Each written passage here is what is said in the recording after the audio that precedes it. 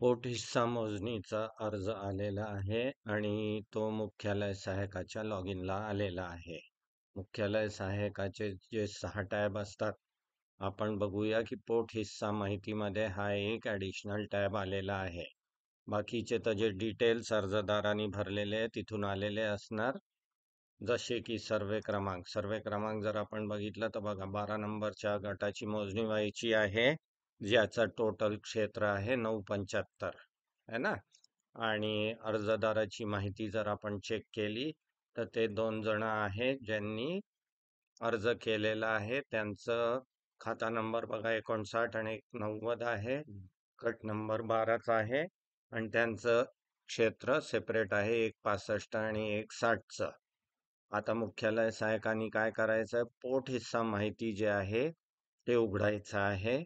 जेव्हा पोट हिस्साच्या माहितीचं प्रकरण येणार आहे, पोट हिस्सा माहिती आल्यावर हे बघा, हे सगळे डिटेल इथे क्रिएट वर क्लिक करून त्यांना भरायचे आहे. आता हे 2 तर अर्जदार होते, यांचे डिटेल आलेले आहे यांच्याजवळ. पोट हिस्सा 1 2 3 4 5. आपण जर प्रकरण बघितलं की प्रकरण मध्ये टोटल पोट विभाग किती केलेले आहे, 5 पोट विभागाचं प्रकरण आपल्याजवळ आलेलं आहे. 5 पोट विभाग आहे म्हणजे पोट हिस्सा माहितीमध्ये 5 नावं येणं कंपल्सरी आहे, बरोबर. हे तर अर्जदारांनी टाकून दिलेले आहे. आता गृहीत धरा ABC नावाचे उरलेले 3 आहे जे हिस्से व्हायचे आहे. त्यांचं क्षेत्र कुठून आलं ते CAD मध्ये आपल्याला आधीपासून बनवून ठेवावं लागणार आहे. ठीक आहे. तर गृहीत धरा हा पहिला गट आहे, हा दुसरा गट आहे, तिसरा आहे, चौथा आहे, पाचवा आहे. म्हणजे आपण जर तिसऱ्या गटात गेलो आणि LI केलं तर आपल्याजवळ याचा एरिया येणार आहे. याचा एरिया बघा इथे आलेला आहे. अशाच धर्तीने हा 1.49 चा एरिया आहे. आपण जर गेलो तर आपल्याला 1.49 ला राऊंड करून आपण 150 केलंय. तसंच पुढचा विभाग आणि त्याच्या पुढचा पोट हिस्सा आपण हा सगळा मुख्यालय सहाय्यक यांना भरायचा आहे. हे सगळं भरल्यानंतर जे रुटीन मध्ये आपण 6 नंबर जसं भरतो, मुख्यालय सहाय्यक जे भरतात रुटीन मध्ये, ते सगळ्या त्यांनी तपासणी जर केल्या असतील तर ते इथे चेक करून याला भरून टाकतील. चलन डिफेस केलं त्याची तारीख भरतील आहे ना. मुख्यालय सहाय्यकांनी GRN नंबर, सिन नंबर, चलान डिफेस ते सगळं केल्यानंतर स्वीकृती जशी रुटीन मध्ये करतात तशी स्वीकृती केली आणि याला स्वीकारा म्हटलं आहे ना. आता इथे मुख्यालय सहाय्यक यांचं काम संपलेलं आहे आणि मोर क्रमांक पडलेला आहे, त्याची पोच पोचलेली आहे अर्जदाराला. त्याच्यानंतर आता जाणार ते छाननी लिपिकांकडे. छाननी लिपिकांना 7 नंबरच्या टॅब मध्ये जे काही अपलोड करायचं आहे त्यांनी अपलोड केलं असं गृहीत धरलं आपण आणि 60वाचं बटन दाबलं त्यांनी. आता येणार सर्वेअर आपलं 8-1 8-2 जे रुटीन भरतं तेवढं सगळं भरून घेणार आणि भरल्यानंतर 8-3 येणार नाही. आपण हे DXF मेथड मध्ये बघूया की कसं भरायचं आहे.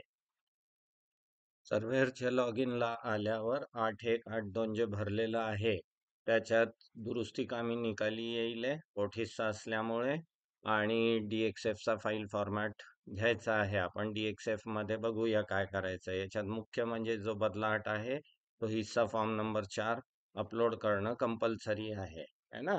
आणि नावं बघा, आपण 5 नावं घेतलेले आहे, 5 नावं असणं कंपल्सरी आहे इथे. आणि आता आपण पुढचे पाऊल करूया. पुढचे पाऊल केल्यावर डायरेक्ट 8-4 मध्ये जाऊ आपण आणि तिथे बघू की आता आपल्याला आपलं प्रकरण कसं बसवायचं आहे है ना. मोजणीची तारीख राहिलेली आहे, आपण टेस्ट साईट वर असल्यामुळे. चला आता पुढची पाऊल करू. मोजणी प्रकरणाची माहिती अद्ययावत करण्याची तुम्ही खात्री केली आहे का आलं आपलं. आणि आता 8-4 डायरेक्ट येणार आहे है ना. 8-4 मध्ये आपण जाणार आणि आपली DXF फाईल जी बनवलेली आहे तिला आपण इथे अपलोड करूया. ठीक आहे. पोट विभाग किती आहे, 5 आहे. ही जी काही फाईल होती आपली AutoCAD ची, ही फाईल आपण आता इथे अपलोड करणार आहे. ही जी DXF ची फाईल तयार होती तिला आपण इथे अपलोड केलेलं आहे. सबमिट टू GIS फायनल करा. आपण आता हे सगळे अपलोड करूया. एक एक पॉलिगॉनला अपलोड करावं लागेल आपल्याला इथे इनरकॉम डॅशबोर्ड वर.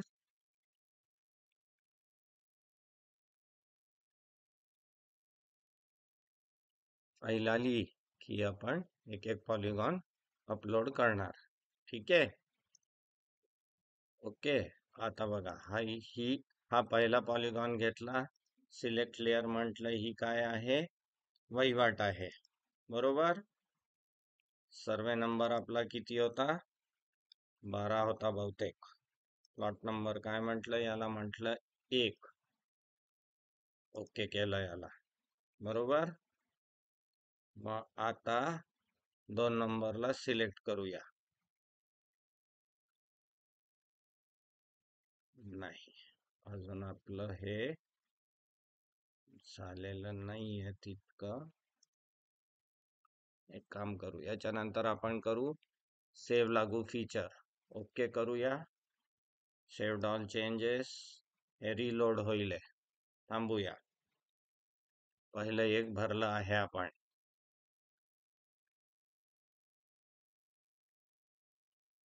एक वहिवाट सिलेक्ट केलेली आहे. आताशी एक पोट हिस्सा आपला भरण्यात आलेला आहे. बघा, एक पहिला पोट हिस्सा दिसायला लागला. बरोबर. स्विच टू परत करा. परत बाकीचे सगळे दिसायला लागले. आपण आता 2 नंबरचा आपला पॉलिगॉन सिलेक्ट केला. बरोबर. हा कुठे जाणार? हा वहिवाटीत जाणार. सर्वे नंबर 12 आहे. प्लॉट नंबर किती आहे? 2 आहे. ऍड डिटेल म्हटलं. ओके म्हटलं. ओके. क्लोज आहे. पण तरी त्यांनी एकच सेकंद बघू काय करतो आहे. Save changes. Okay.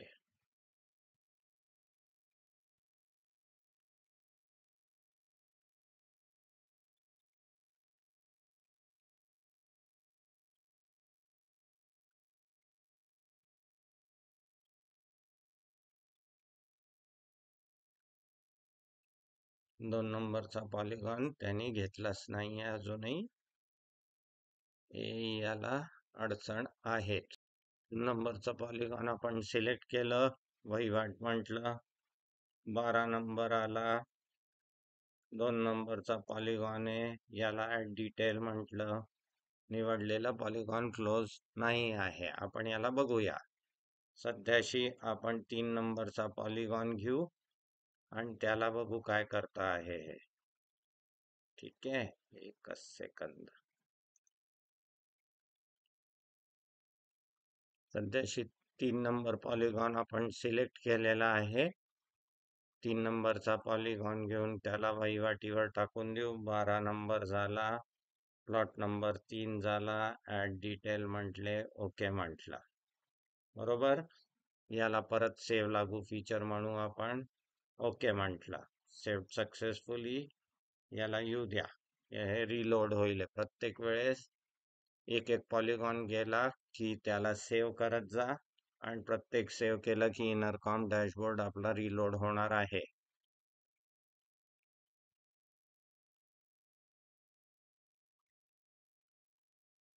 Switch to परत करायचं म्हणजे परत आपले सगळे पॉलिगॉन दिसायला लागतील.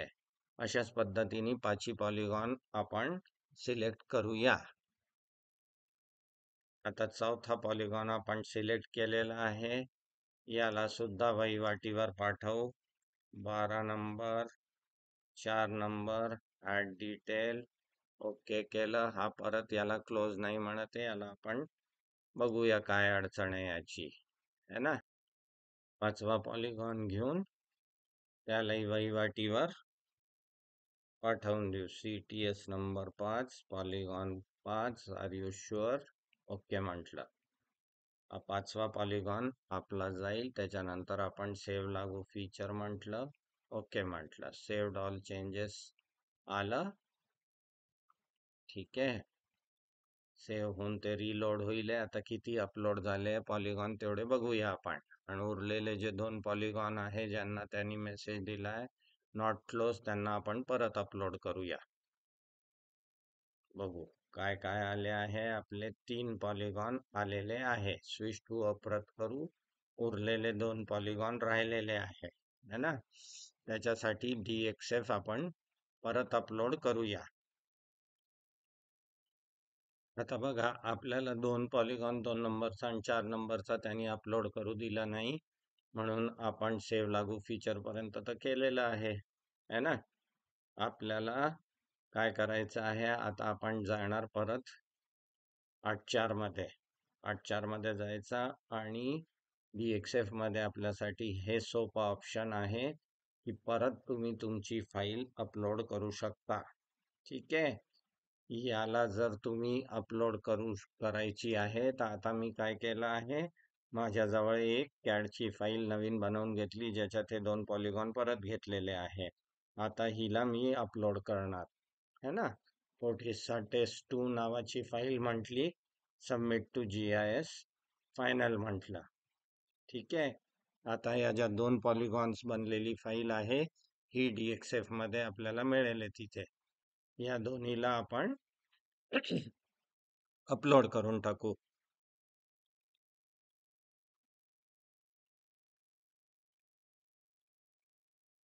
ही थोडीशी अडचणच आहे DXF मध्ये की आपले पॉलिगॉन क्लोज्ड असतात आणि तरी तो म्हणतो की तुमचे पॉलिगॉन आलेले नाही आहे. बघा स्विच टू परत केलं मी, हे 2 पॉलिगॉन आलेले आहे आता माझे. आता या पॉलिगॉनला मला सिलेक्ट करायचं होतं. ह्या कशावर जायचं आहे, वहिवाटीवर जायचं आहे. 12 नंबर झाला. याला प्लॉट नंबर 2 म्हटलं, ऍड डिटेल म्हटलं, ओके म्हटलं.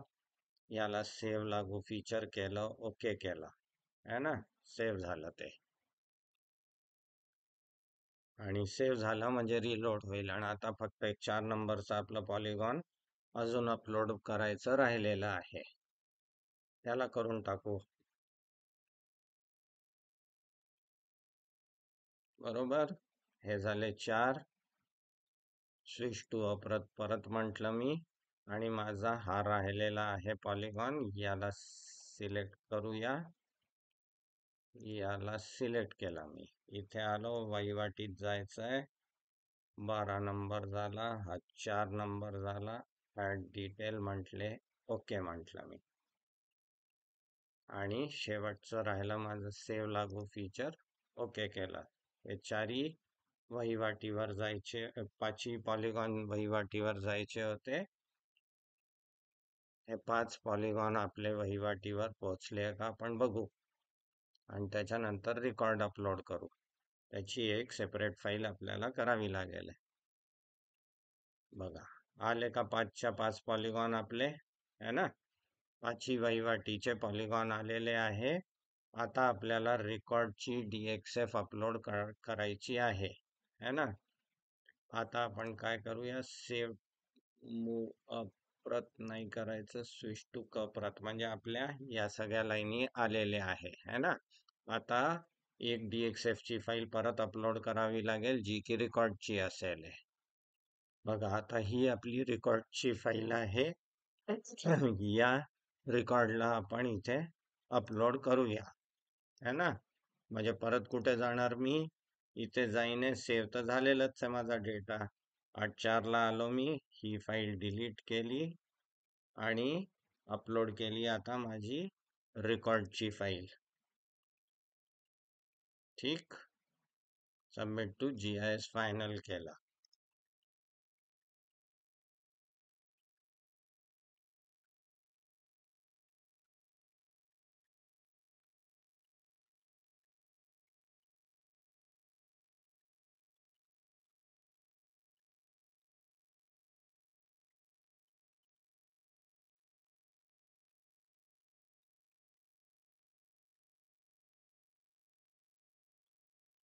बघा आली काही फाईल है ना.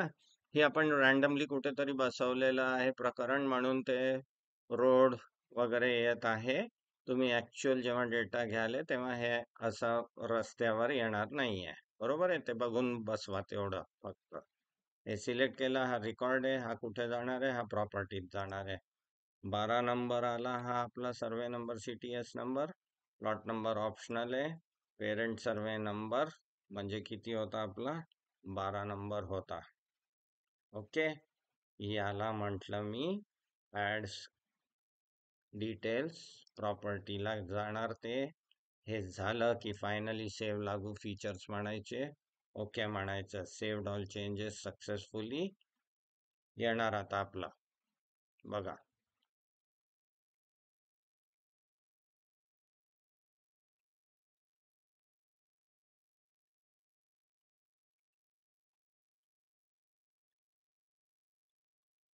टू परत केलं मी.